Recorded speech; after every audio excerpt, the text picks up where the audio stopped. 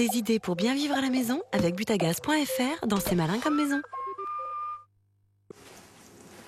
Bonjour, C'est malin comme maison est le magazine dédié aux idées astucieuses et au confort dans la maison. Chaque semaine, bien sûr, vous êtes nombreux à nous envoyer vos propres idées sur notre site dccv.tv à la rubrique C'est malin. Et d'ailleurs, je vous en remercie. Et nous en faisons une sélection et nous allons ensuite vous les faire découvrir en sillonnant la France. Cette semaine, nous sommes dans un endroit qu'on peut qualifier de rêve. À tout de suite.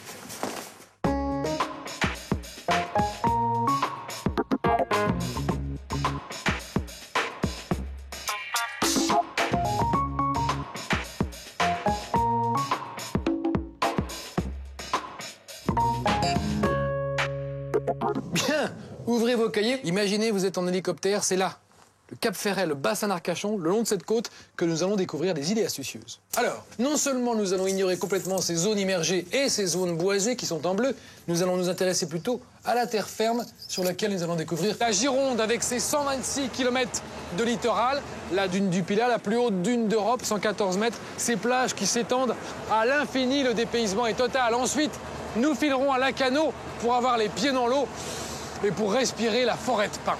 Puis nous quitterons la côte pour aller à l'intérieur des terres, à la découverte des maisons typiquement landaises. Puis nous repartirons sur la commune de Lège-Cap-Ferret, à l'ouest du bassin d'Arcachon, rythmé par ses villages ostréicoles et ses magnifiques cabanons de pêcheurs tout en bois.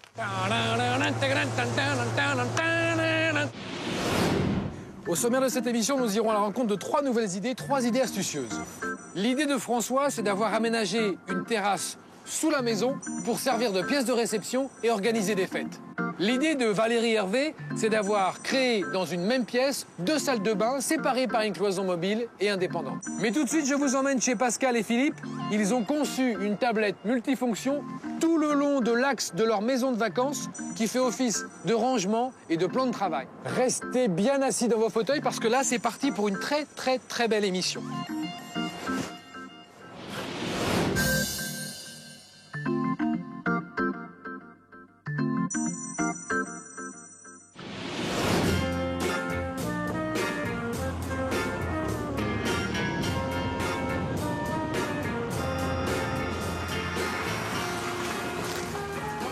Alors, comment simplifier l'aménagement d'une maison de vacances? C'est ce que nous allons voir avec Pascal et Philippe. Je pense que c'est là, on m'a dit qu'il y avait 40 pins. Pas de sonnette. Il y a quelqu'un? Je pense que c'est là. Personne.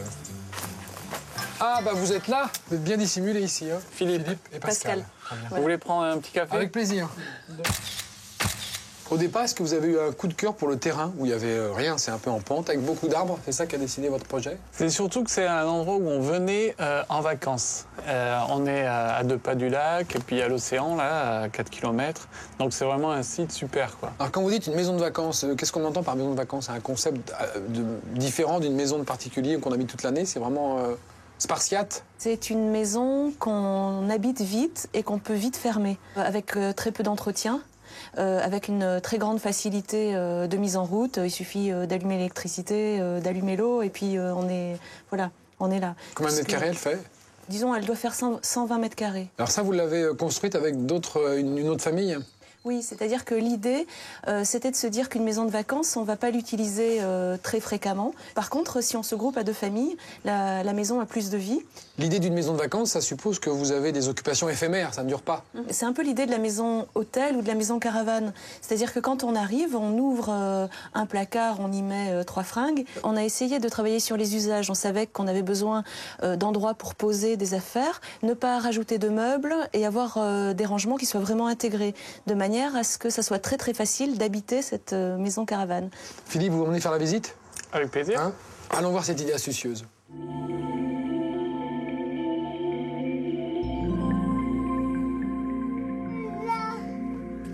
Votre maison s'organise en 4 blocs, c'est ça, hein? Oui, c'est ça. Donc le premier avec la chambre, la cuisine. Le second avec la chambre de nos copropriétaires et le salon.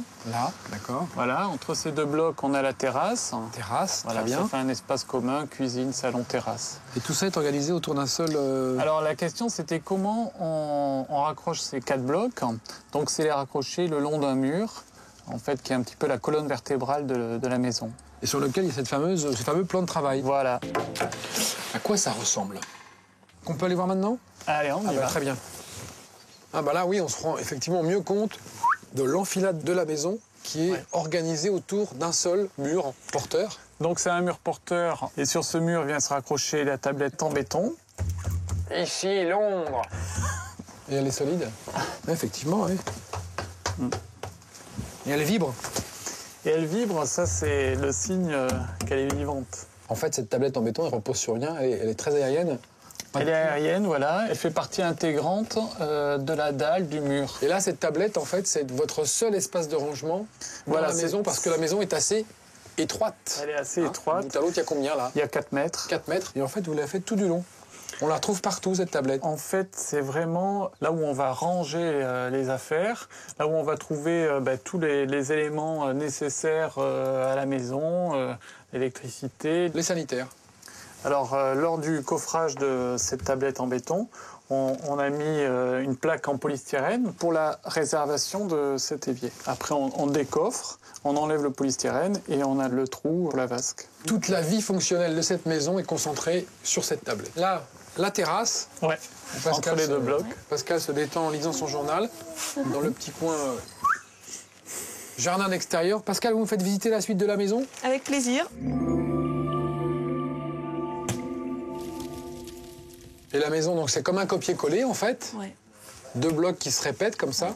À l'envers. À l'envers. Comme ça. Ouais, comme ça, qui Ouais. se déploie. C'est comme une maison qu'on aurait déployée comme ça. Ouais. Et cette tablette centrale permet de faire du rangement dessous. On peut mettre absolument tout ce qu'on veut au niveau électroménager, puisque c'est une hauteur qui va bien, qui a été positionnée exprès. C'est également une profondeur de 65 cm, sachant que tous les éléments ménagers, en général, font 60 de profondeur. Il suffit d'acheter des blocs du commerce et puis on peut les insérer dessous, comme ça, selon une composition.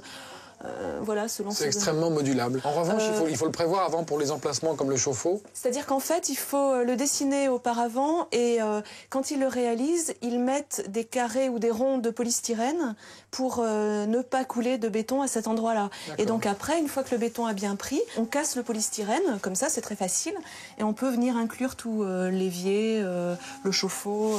Et c'est le même béton que le sol? C'est le même traitement? Non? Oui, absolument. Si. Si, oui. C'est un béton brut. Et après, par-dessus, on vient appliquer ce qui s'appelle un bouche-port. Donc, c'est une sorte de liquide transparent, comme ça, qu'on vient racler à la spatule et qui sèche, qui pénètre et qui... L'étanchéifie. C'est une maison qui vit, c'est une maison où il y a des enfants, forcément. Et ça, c'est la reproduction à l'identique du bloc 1 et du bloc 2. Voilà.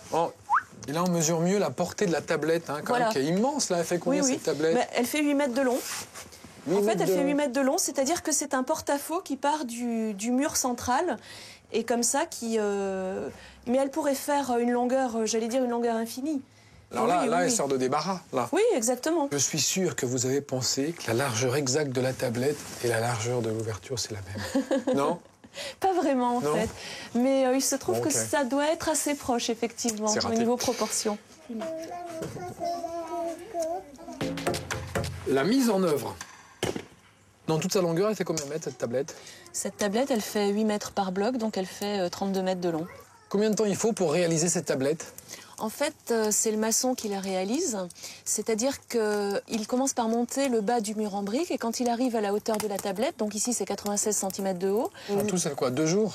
En tout, voilà, 2-3 jours. Et ensuite, on laisse sécher le béton. En général, on dit c'est entre 21 et 28 jours, comme ça. Avant de l'utiliser, c'est entre 21 et 28 jours. Quel corps de métier ça fait intervenir? Uniquement le maçon. C'est un travail de maçon. Voilà. Donc il n'y a pas de difficulté particulière, c'est une réalisation assez classique, assez Oui, commune. mais de toute façon... Avec un déploiement à l'intérieur de tiges d'acier. Voilà, de tiges d'acier qu'on vient tirer comme ça.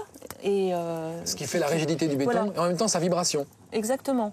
C'est un béton vivant et qui vibre, et qui parle et qui chante. Et elle coûte C'était moins de 2000 €, entre 1500 et 2000 €. donc moins de 2000 € pour une tablette qui fait 65 cm. 65. Par 32 mètres de long et Pas mal. 6 cm d'épaisseur. Et en plus, c'est robuste. Voilà, un peu de charbon de bois. Et ensuite, on ira chercher la viande et les saucisses qui sont sur La tablette. la fameuse tablette. Alors, un des bénéfices et un des plaisirs de cette tablette, vous regrettez pas de l'avoir fait? Ah non, non, non, non. Ça permet de libérer complètement l'espace hors tablette. Elle fait office de meuble, en fait, cette tablette. Exactement, oui. Tiens, je vais me prendre un petit bain de fumée, moi. Nous, on va faire un petit récapitulatif. On va rédiger la fiche pratique de cette émission. D'accord. 4 questions simples et 4 réponses. Les matériaux utilisés. Béton ferraillé, une finition en bouche-port. Les dimensions. 32 mètres de long, 65 cm de profondeur et 6 cm d'épaisseur. La durée de pose de cette tablette. À peu près 2 jours et demi pour le moulage, 21 jours de séchage. Et le coût total. Moins de 2 000 €, j'ai pas le chiffre précis en tête. Moins de 2 000 €. Oui. Parfait, merci beaucoup. Allez, à table. Je vais profiter de ces saucisses qui sont cuites pour déjeuner ici avant d'enchaîner sur la deuxième maison tout à l'heure. Mais d'abord, miam miam. Fais malin comme maison. C'est malin comme maison. Eh oui. Je vous remercie, Pascal, il faut que je me sauve. Merci beaucoup pour votre accueil. Philippe, merci. Merci. Au revoir. J'ai d'autres maisons à visiter avec d'autres idées astucieuses. Et donc, il faut que j'y aille. À bientôt, hein. Au revoir. On quitte la côte océane. Mais on reste dans les Landes. Profitons-en pour aller chercher notre deuxième idée astucieuse.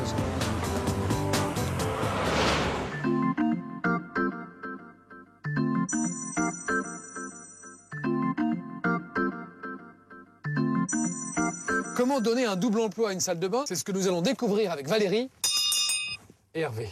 Bonjour. Bonjour Christophe. Bonjour Valérie, vous allez bien? Alors là, Valérie, vous habitez avec mari et enfant. Et oui, et chien et chat. Et votre mari s'appelle?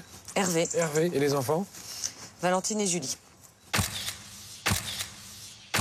Hervé, Valérie m'expliquait que vous aviez déménagé, vous habitiez la région de Lille, hein, vous êtes arrivé dans la région bordelaise, vous avez cherché une maison et vous avez trouvé celle-là, bon, typiquement landaise, mais un peu sombre à l'intérieur, donc vous avez tout cassé. On est parti sur cette maison qui nous plaisait bien au niveau de la situation géographique et de la tranquillité qu'il y a autour. Et par contre, on a cherché effectivement à décloisonner l'intérieur. Quand on a acheté la maison, en fait, la maison est constituée de 3 rectangles. On a refait l'écloisonnement pour repartir avec un espace à vivre, des pièces assez agréables à vivre, des pièces larges. Donc vous avez fait les travaux parce que Valérie, rien ne vous plaisait quand vous êtes arrivé dedans? Non, j'aimais beaucoup l'extérieur. Valérie, non, pas là. Non, pas ici, non, c'est pas bien. Donc vous avez 2 enfants, vous été ravis d'arriver dans la région. Super contente d'avoir une grande maison. Combien de mètres carrés au sol vous avez? 180 mètres carrés. 180 mètres carrés.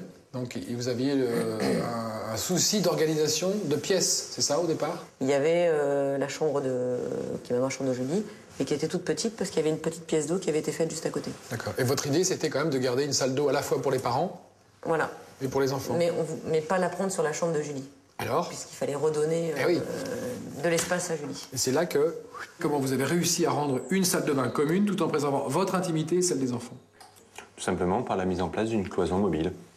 Une cloison mobile, une salle de bain modulable, c'est ça l'idée astucieuse. Qui m'emmène voir cette fameuse salle de bain quand même? Bah, je peux vous y emmener si vous D'accord, Hervé. C'est une affaire d'homme, Valérie. Vous pouvez pas comprendre. Oui, déjà. À tout à l'heure. À tout à l'heure. À quoi ça ressemble? voulez. Allez-y, Christophe. Elle est toute petite cette salle de bain, elle est minuscule. Et oui, c'est un espace fonctionnel, optimisé. Et alors c'est quoi l'idée? Alors comment vous avez fait pour...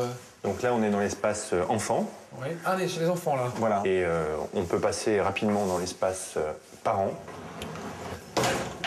Qui fait que du coup, nous avons une grande salle de bain pour toute la famille. Voilà. Quelle superficie? En tout, 12 mètres carrés. 12 mètres carrés, à peu près combien pour les enfants? On a à peu près 5 mètres carrés pour les enfants et 7 mètres carrés pour les parents. Donc quand les enfants arrivent, ils ferment la cloison parce qu'ils veulent être tranquilles. C'est quand même pas compliqué.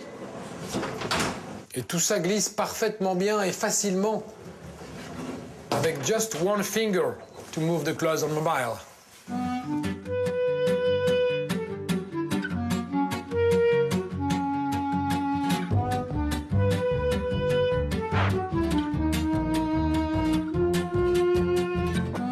Les enfants arrivent par là. Exactement. Et les parents depuis leur arrivent. chambre. Et les parents ont accès à leur salle de bain depuis la chambre des parents. Je peux me permettre de faire le petit trajet? Vous restez là, je vous rejoins de l'autre côté. Je passe par votre chambre. Hein. Ne regardez pas. Cela ne nous regarde pas. Et voilà. Ah oui, tout de suite, c'est vachement sympa, ça. Bien. Donc là, effectivement, si je veux plus vous voir ou si je veux être tranquille, Hervé, je suis désolé. Hein, on peut se parler, on peut continuer à se parler, Hervé, mais on ne se voit pas. Voilà. Parce que historiquement, là, c'était pas du tout une pièce à eau. Si. Historiquement, on a conservé la pièce, effectivement, on a conservé la pièce à eau. C'est-à-dire que la pièce à eau n'a pas bougé. Par contre, il y avait une pièce à eau et on en a fait 2. Ouais, j'aime bien quand vous énervez comme ça. On a fait une pièce à eau, il comprend rien ou quoi? Comment ça marche? Je vous présente Christophe. Christophe, c'est l'architecte qui a réalisé cette œuvre.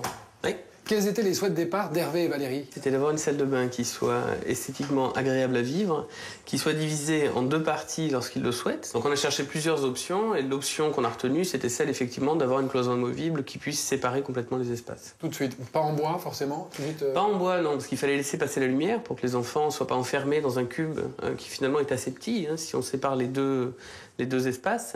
Donc il fallait absolument qu'on puisse ouvrir cet espace-là, mais que lorsque c'est fermé, chacun puisse avoir un espace de vie qui soit confortable. Est-ce que vous avez rencontré des difficultés particulières?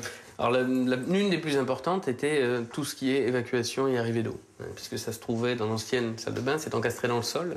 Donc on part au niveau du sol, on n'avait aucun moyen de la ramener ailleurs, puisque les pentes passent sous la maison, hein, traversent toute la maison. Donc il fallait absolument partir de ce niveau-là et après remonter les évacuations pour qu'on ait un écoulement de bonne qualité. C'est le principe des vases communicants. C'est le principe des vases communicants. D'où la surélévation qui favorise l'écoulement des eaux. Exactement, ça nous permet d'avoir une pente suffisamment sérieuse pour évacuer l'eau sans aucune difficulté. Et pourquoi vous avez choisi du teck aussi? Alors le teck, c'est un bois qui résiste parfaitement à l'eau puisque c'est un bois exotique hein, qui est imputrescible.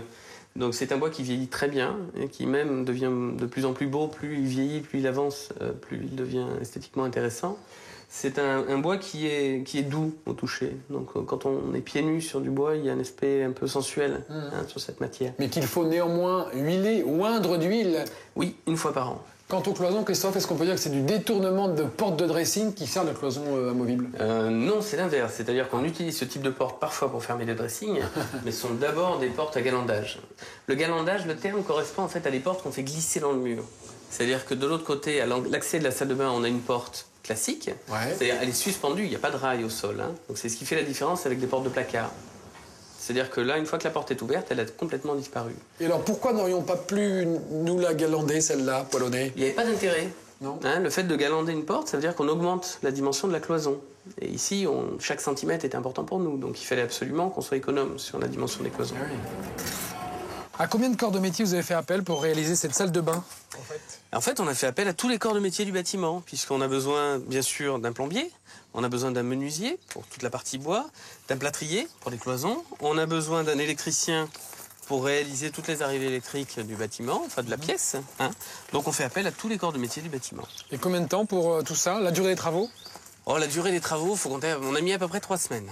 3 semaines pour réaliser l'ensemble de la salle de bain. Donc c'est beaucoup de temps sur un tout petit espace en fait. Ouais, c'est ça sont tout ça la contrainte. Oui, la petitesse, l'étroitesse du lieu. Christophe, je vous remercie pour tout. De rien, c'est avec plaisir. J'ai appris le mot galandage. Hein. Je vais essayer de le replacer. Voilà. Je vous laisse regagner votre véhicule. Oui, et puis bon séjour dans notre région. Merci beaucoup Christophe. Au revoir, à bientôt. À bientôt, au revoir. Bon, moi j'ai encore des questions à poser à Valérie et Hervé. On y va.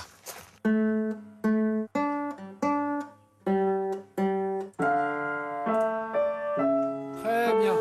3, 4, on y va, Valentine, on reprend ce morceau. 3, 4. Très bien. Très souple, gracieux, le port du cou. Et on tourne. C'est dur, hein? Oui, je sais que c'est dur. Combien ça coûte? Parlons argent avec Valérie, la trésorière du couple et de la famille. Hein. Vous avez choisi des matériaux qui sont quand même onéreux, mais c'est normal parce que vous avez envie d'une belle salle de bain. Par exemple, le teck, c'est combien le teck? Le teck, 1 700 € pour le matériau uniquement. Le post-teck, 1 700 €. La pâte de verre et le grès cérame. La pâte de verre, il faut compter 180 € le mètre carré à peu près. Et ensuite, bien entendu, les portes. Donc, les portes coulissantes qui coûtent 800 € pièce, donc 2400 €. Voilà. D'accord. Pas mal. C'est une belle salle de bain.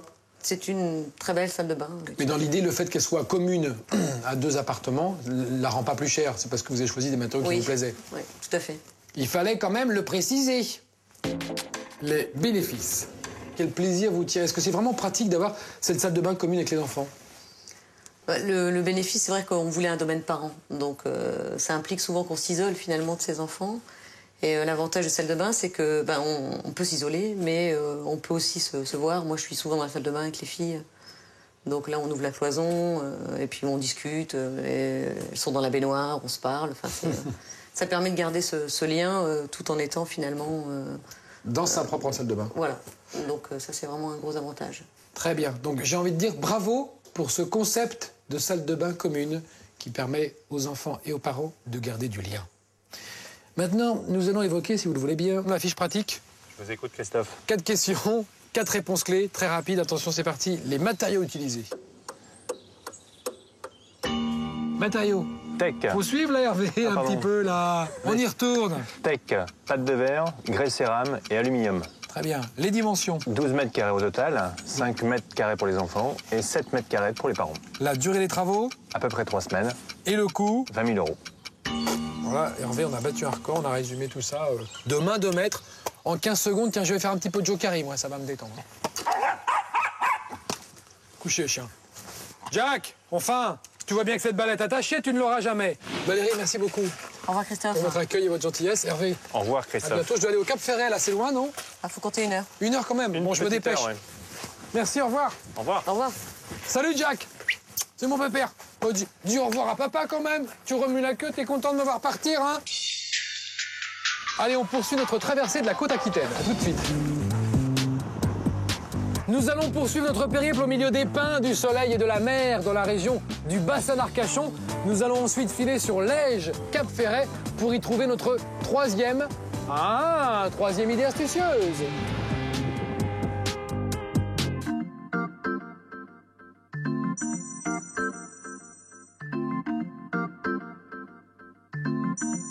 Comment aménager dans sa maison un espace de fête indépendant de celle-ci et très ouvert sur l'extérieur? C'est ce que nous allons découvrir avec François qui habite là. Bonjour la grenouille. Bonjour François. Bonjour Christophe. Ça va bien? Dis donc, c'est une maison en bois que tu habites sur pilotis. Sur pilotis. Ben écoute, viens, monte. Chouette. Ça ressemble à une maison de pêcheurs des gens du coin en fait. Ah, tout à fait, c'est l'inspiration locale. C'est ce qu'on appelle les cabanes chanquées. Ah ouais. Chanquées, ça veut dire... ce sont des échasses, en fait. C'est très local. Et on est la tête dans les arbres. La tête dans la cime des arbres. On peut regarder à l'intérieur? Bien sûr, je t'en prie, rentre. Tu es chez moi, chez toi. Bien, mon Chico. Ouh, Et Chico vit ici. ah, Chico vit ici. Il a 2 maisons, sa volière et sa cage l'hiver. C'est par là, ton besoin. Non, je ne suis pas ventriloque, c'est cet animal qui a parlé. Hein, Chico? Badabadabam. Badabadabam.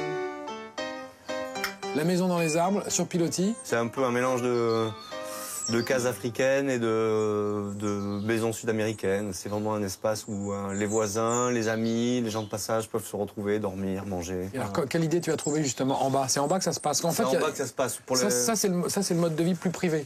C'est le mode de vie plus privé, puis le mode de vie plus hivernal aussi. C'est la maison noyau, c'est une maison où on retrouve vraiment les fondamentaux d'une maison normale. Et puis en bas, donc une maison plus ouverte, avec une chambre d'amis, une salle de bain, et puis 2 terrasses, dont une très grande, avec un bar pour recevoir, avec un barbecue. François va remettre Chico dans sa cage et puis nous, on va aller voir l'idée astucieuse en bas. Bien sûr, sous le pilotis. À quoi ça ressemble? Ça, c'est le rappel de tes voyages, Amérique du Sud, les plages? Un petit peu, oui. C'est une zone pour un peu pour les enfants, pour les adultes aussi, pour jouer, pour se détendre. Copacabana. Et la terrasse, elle est là? Et la terrasse, elle est là-bas. Tout est en bois, hein? Tout est en bois. Et c'est quoi comme bois? Pain douglas, tout simplement. Ça, c'est une volonté que tu voulais, pas d'exotique? Pas d'exotique, pas contribuer à la déforestation. Et combien ça fait de hauteur, là? 2,50 m. Et la superficie totale de la terrasse en bois? 80 mètres carrés. Ah oui, donc là, c'est vraiment une belle aire de fête, hein? Oui. Bon, c'est ce qu'il faut. C'est quoi, ça? C'est des rideaux? Ce sont des voiles qui peuvent me permettre de fermer le côté nord, qui est le côté des vents dominants, donc qui permettent de profiter de la terrasse plus longtemps pendant l'année. Donc Là, on peut donc fermer avec les rideaux toute la façade nord. absolument, nord et ouest. Nord et ouest. Barbecue. Barbecue à gaz. Petit barbecue à gaz, évidemment, pour le côté festif, les amis. Qu'est-ce que c'est que ça? C'est une volière, C'est une volière. tout simplement. Ah, en fait, la terrasse est construite autour de la volière. La maison est construite carrément autour de la volière. Ah ouais. Il y a des perruches. Ce sont des inséparables. Des inséparables. Donc là, c'est la pièce, en fait, où on s'amuse et on fait la fête. Il y a une sonorisation, Et une sonorisation, de la lumière, de la lumière, des spots dans la cage autour. qu'on verra ce soir. Il y a une chambre d'amis, il y a une salle de bain, des toilettes, un garage qui donne directement sur l'espace fête. En fait, il y a plein de cellules où on peut accueillir des gens qui sont indépendantes. Toutes sont indépendantes, en fait. Et ça, c'est pour le côté festif, bien sûr, le kawaii. Ouais, le kawaii, c'est pour en prévision des champignons, des futures pluies. Ouais, pour pas être reconnu par les champignons, tu te déguises en champignon toi-même. Et j'ai remarqué beaucoup de couleurs orange chez François. On aime beaucoup l'orange. On m'appelle l'agent orange. En fait, la terrasse repose sur des poutres en béton. Sur des poutres en béton, sur des longues grines. D'accord. La terrasse en bois repose sur des poutres en béton qui courent tout du long comme ça. Voilà. Et sur lequel la périphérie, en fait. Sur lequel on pose la poutrelle en métal. Très aéré. Regarde cette perspective comme elle est belle. On n'a pas ces ensembles de poutres qu'on a dans les maisons en bois puisque c'est une structure métal. Donc du coup... Exact, Christophe. On respire. On respire. 2,50 m de haut. Oui. Hein, avec des poutres comme ça qui sont assez éloignées car elles sont en métal. Oui. Des longues grines de béton. Assez grande, oui. Et sur lequel on a posé ce plancher en pin Douglas. Résultat, la terrasse de tes rêves. 80 m² pour faire la fête. Vous êtes conviés. Bon bah évidemment. Hein? Bah bien sûr. Oh regarde un sanglier. Non je plaisante. Comment ça marche? Émilie, vous êtes l'architecte et le concepteur de cette maison sur pilotis et donc a fortiori de la terrasse. Et en général, quand on a des maisons sur pilotis, l'espace qui est en dessous est perdu. Vous, comment vous avez décidé de le récupérer et pour en faire quoi? Donc pour faire cette terrasse d'accueil, une pièce extérieure. Pourquoi? Parce que couverte, forcément sous les pilotis. Et ce qui est intéressant, justement, c'est de jouer sur l'ambiguïté du dedans-dehors. Et d'être dehors, mais en ayant quand même les avantages du dedans. Il suffit de mettre un radiateur d'appoint, on ferme les bâches et on est dedans. Pourquoi avoir choisi de mettre un plafond ajouré comme ça avec des lattes ajourées? Eh bien, nous allons voir tout de suite sur place. Allons voir tout de suite. Allons nous rendre compte en prenant du recul. Oui, en prenant un peu de recul. Normalement, le bardage des maisons de pêcheurs d'ici, traditionnelles, ont un bardage à couvre-joint qui fait 3 cm de large. Là, j'ai augmenté, j'ai mis à 5 cm d'abord pour donner plus de corps à la façade de bois. Et ensuite, on a utilisé des chevrons qui font 5 cm de section pour faire le garde-corps. Donc ça nous donne une harmonie, une continuité sur la façade qui se retrouve ensuite en sous-face, mais non pas dans le plein qui est en fait le bois et les couvre-joints et les chevrons, mais qui est dans le vide, c'est-à-dire dans les claires-voies, c'est-à-dire les espacements. C'est un rappel de forme. Oui, c'est un rappel de proportion. C'est un rappel de proportion de manière à créer une harmonie visuelle. Est-ce que je me suis bien exprimé? Ne faites pas grisemi. C'est bien ça, Émilie? Oui, c'est ça, exactement. Émilie rigole. Ce qui n'est pas très, très courant. Coupé. Ce qui est important, c'est ça. C'est cette verticalité qui se retourne en plafond. Et on retrouve ensuite là, voilà. Le geste, c'est ça. Mais vous savez que l'architecture, c'est de la danse et des mouvements. Hein. Vous êtes parfait. Amélie, ça me fait plaisir. Il y a un désordonné rectiligne, je dirais. Ça, c'est bien, ça me plaît. Ah. Vous pouvez le dire. Merci. François, quand vous voyez ce pignon... Ce franc pignon. Ce François pignon de façade, qu'est-ce que vous dites? Vous dites, est-ce que vous êtes content de la réalisation? C'est un plaisir inouï. Cette maison, c'était un rêve. Donc le plaisir d'habiter cette maison, c'est que du plaisir. C'est une maison qui vibre bien, qui a des bonnes vibrations. C'est à vous de le dire. Moi, je trouve, dès le départ. On s'y sent bien, on va peut-être y rester d'ailleurs un peu. Et tout ça grâce à cette jeune femme qui est comme une elfe, comme un lutin, comme un esprit joyeux. Ça a été votre bonne fée. Absolument. Très belle terrasse.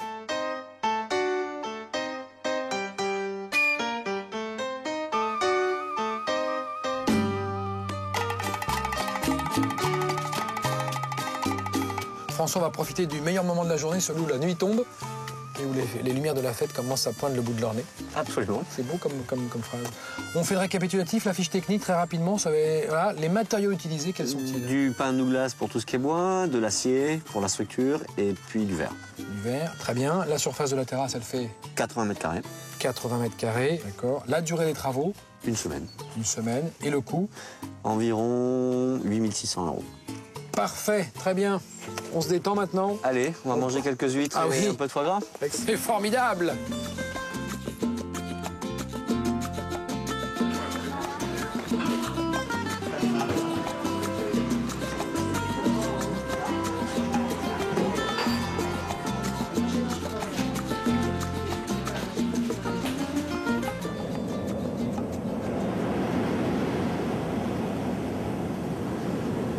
On va évidemment faire une petite pause huître, une petite sortie américaine aussi.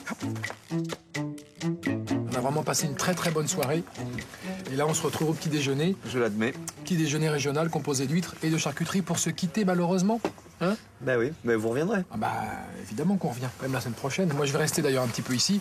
Et nous, vous pouvez retrouver toutes les informations qui vous ont intéressé sur notre site, dccv.tv, la rubrique C'est malin comme maison. Et on se retrouve la semaine prochaine dans une autre région. On dit au revoir, François. Au revoir, merci beaucoup. Et on dit c'est malin comme maison. Et c'est très malin comme maison, c'est très malin comme émission. Et comme petit déjeuner aussi, c'est très malin ça. C'est très malin. Et nous, rendez-vous la semaine prochaine dans une autre région. Vous allez où? Je sais pas encore. D'accord. C'est malin comme maison. C'est vrai, c'est très malin. Une autre région avec ses atouts et ses charmes. Et là, tu me dis, vous allez où? Et vous allez où? Et je sais pas. Ouais, non. Enfin bon, c'est pas grave. C'est pas très grave tout ça. Ce n'est pas très grave. Tiens, je vais me rouler dans le sable.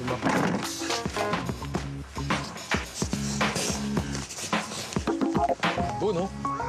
Voilà comme maison. Un bisou. Des idées pour bien vivre à la maison, c'était C'est malin comme maison avec butagaz.fr.